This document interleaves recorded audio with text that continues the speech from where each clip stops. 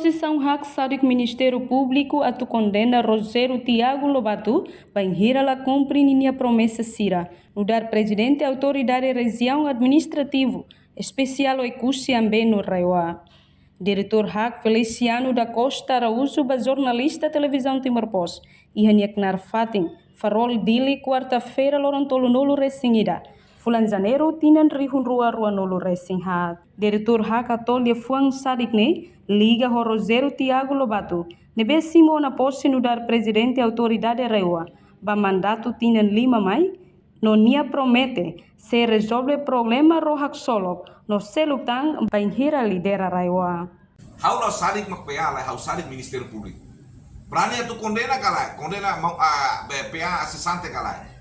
Brani tu condena senhora Arsenio kalai. Brani condena Katos Mari kalai. Brani condena mos Pedro Lai tempo na bagala. E Brani mos condena ba Katos Sanana kalai. Se la Brani ne la belta autora falva PA fo. Ne susah. Ne awat tete dian sene. Temi dian karin pe ne kira to la fantine be la fantine tilun takal ne. Na to honiam sa. Ne susah lo itua.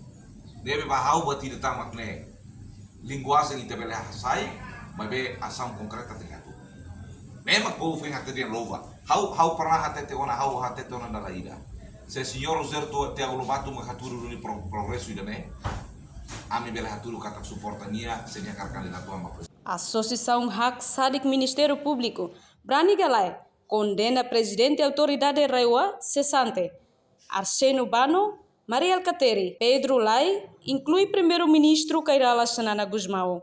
Reportagem Sabina Sansa, televisão Timor-Post.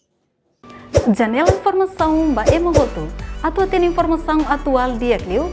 Kita haluha. Haneham botão subscribe, like.